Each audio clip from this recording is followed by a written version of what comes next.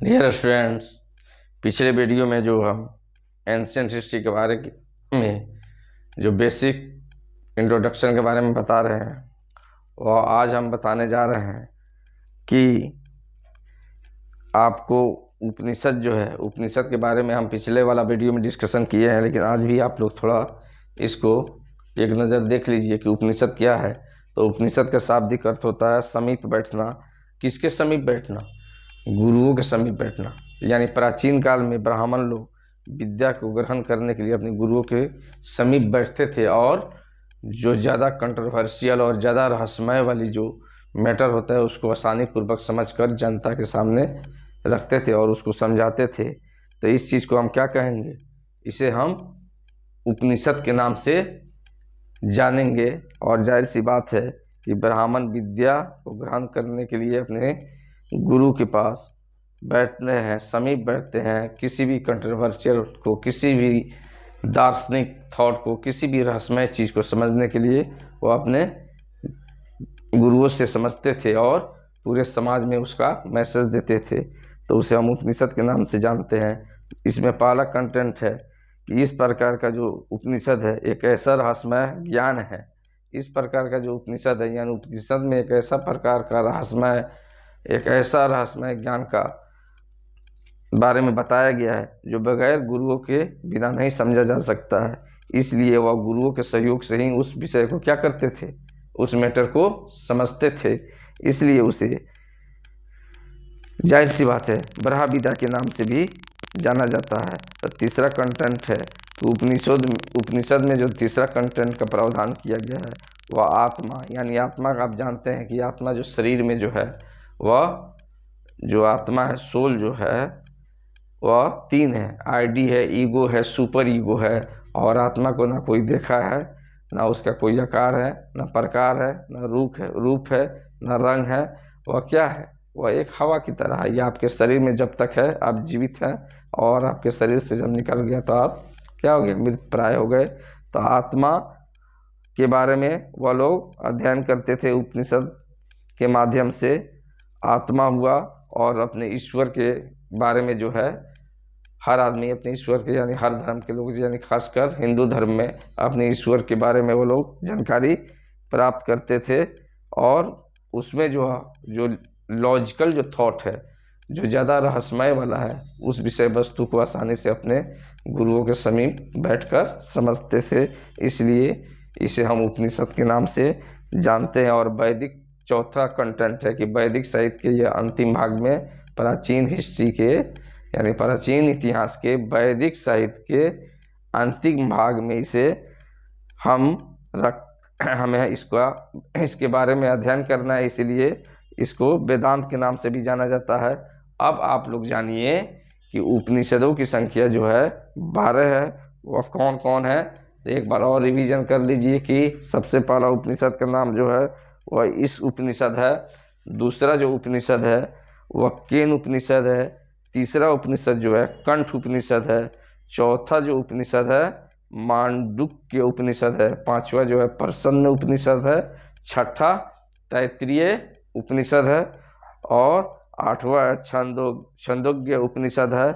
नौवा जो है श्वेताश्वर उपनिषद है। 10वां बृहदारण्यक उपनिषद है। और 11 कौशिकी उपनिषद है। और 12 में जो है मुंडक उपनिषद है। और इसमें सबसे पहला आप लोग ध्यान देने की बात है कि जाहिर सी बात है जो 12 उपनिषद के बारे में हम चर्चा किए हैं, इसके बारे में एंशिएंट हिस्ट्री में हमको व्यापक रूप से स्टडी करना है, पढ़ना है। तो जाहिर सी बात है इस सबसे पहले इसमें दो इम्पोर्टेंट जो चीज़ है, आपका जो भारत का जो सत्यमेव जयते, यानी सत्यमेव जयते, यानी भारत का आदर्श जो प्रसिद्ध राष्ट्रीय वाक्य है वह सत्यमेव जयते कहाँ से लिया गया है? तो आपका आंसर होना चाहिए कि यह मुंडको उपनिषद से लिया गया है। और एक और वाक्य है सत्यम शिवम सुंदरम, वह कहाँ से लिया गया है? तो आपका आंसर होना चाहिए कि मांडुक्य उपनिषद से लिया गया है। ओके, इस मैटर को हम सॉल्व कर दिए आपको आसानी पूर्वक, और विस्तृत ढंग से पढ़ना है तो आप लोग ऑफलाइन क्लास ज्वाइन कर सकते हैं। मेरा नंबर भी है 9065119977। ओके, तो जाहिर सी बात है कि आगे हम बढ़ते हैं। अब क्या पढ़ेंगे, उपनिषद के बाद हमको जानना है वेदांग। अब वेदांग का शाब्दिक अर्थों का अर्थ क्या होता है कि वेदों को, किसी भी वेद को, ऋग्वेद हो, सामवेद हो, यजुर्वेद हो, चाहे अथर्ववेद हो, किसी भी वेद को आसानी पूर्वक से समझने के लिए जाहिर सी बात है हमको वेदांग की आवश्यकता, जरूरत, यानी वेदांग के अध्ययन करना आवश्यक है, तभी आप किसी भी वेद को समझ सकते हैं। ओके, तो जाहिर सी बात है इसमें जो है वेदांग सबसे अभिप्राय इसी भी है कि किसी वेद के नेचर को, स्वरूप को, उसको विषय वस्तु को समझना है तो वेदांग का अध्ययन करना क्या है, आवश्यक है। और वेदांगों की कुल संख्या जो है वो कितना है, वेदांगों की वेदांग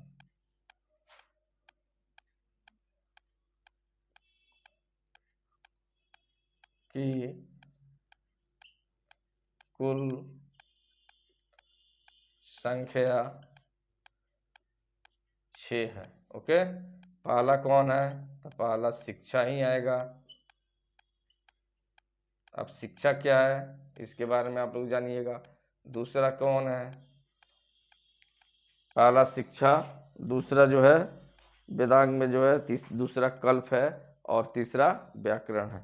दूसरा कल्प है, तीसरा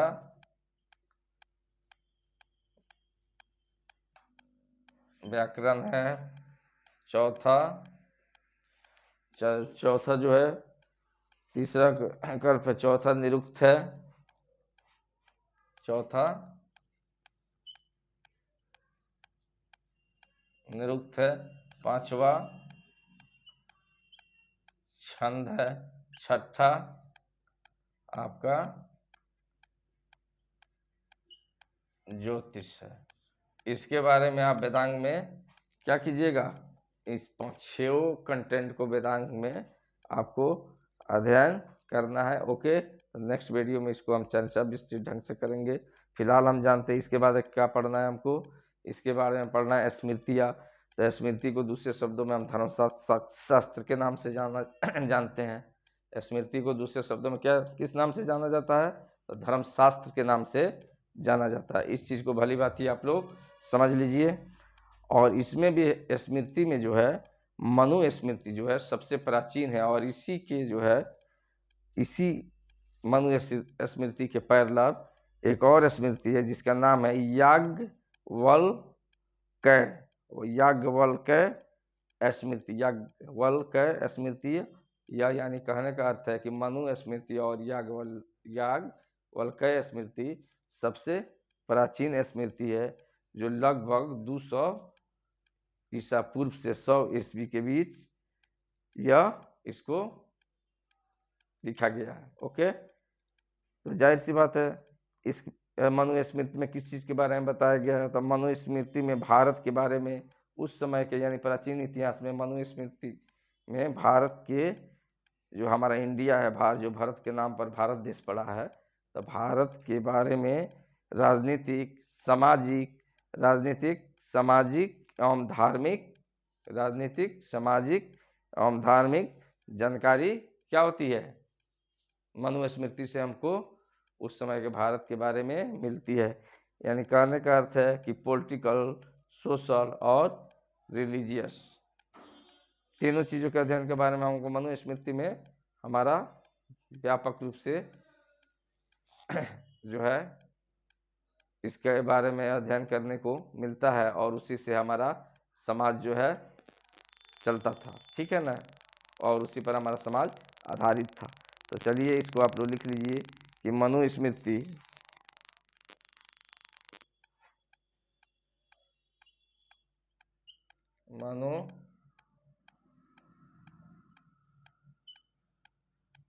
मनु स्मृति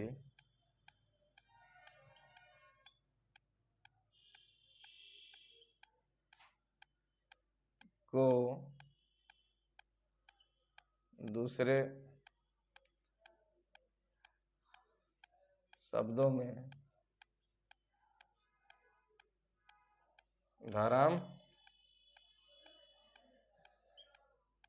शास्त्र के नाम से जाना जाता है। ओके, अब आते हैं इसके कब से इसकी शुरुआत हुई, कब इसको लिखा गया, कब इसके बारे में हमको इसके बारे में जानकारी। तो कहा जाता है कि मनुस्मृति, और आपको बताए हैं कि याज्ञवल्क्य की स्मृति सबसे प्राचीन स्मृति माना गया है। तो मनुस्मृति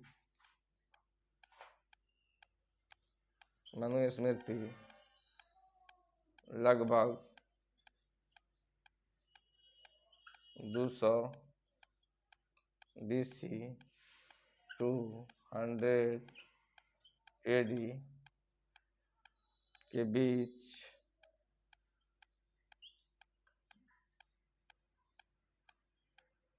इसको रखा गया, इसको रखा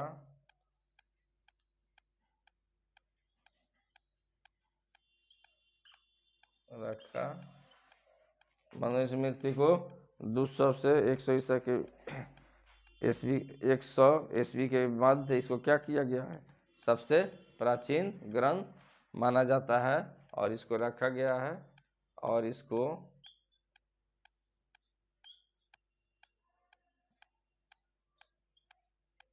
सबसे प्राचीन ग्रंथ माना गया है।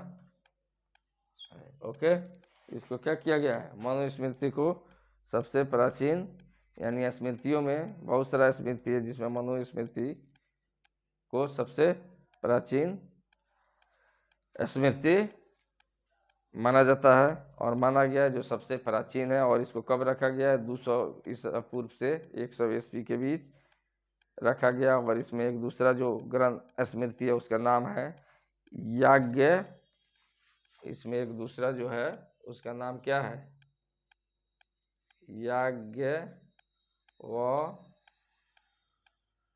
याज्ञवल्क्य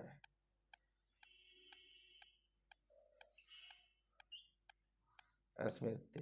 यह दोनों पैरेलल है, यानी दोनों को सबसे प्राचीन स्मृति के नाम से जाना जाता है। और इसमें जो है भारत के धार्मिक, राजनीतिक और सामाजिक विषय वस्तु के बारे में बताया गया, और इसी से हमारा प्राचीन भारत के लोग क्या होता था, इसी के आधार पर अपना जीवन यापन करता था, इसी को आइडियल मानता था, जो मनुस्मृति सबसे प्राचीन ग्रंथ के रूप में जाना जाता है। इस चीज़ को भी भली बात आप लोग समझ गए।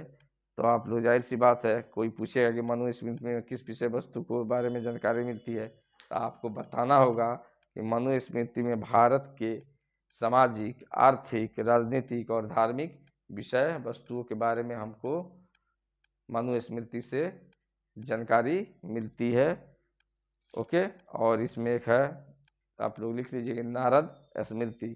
तो नारद स्मृति से जो है प्राचीन काल में जो है नारद स्मृति में से गुप्त वंश के बारे में क्या होती है, जानकारी मिलती है। ओके, तो इस मैटर को, इस कंटेंट को भली बात आप लोग समझ गए होंगे। अगर अच्छा लगेगा तो वीडियो को लाइक कीजिए, कमेंट कीजिए, सब्सक्राइब कीजिए। थैंक्स।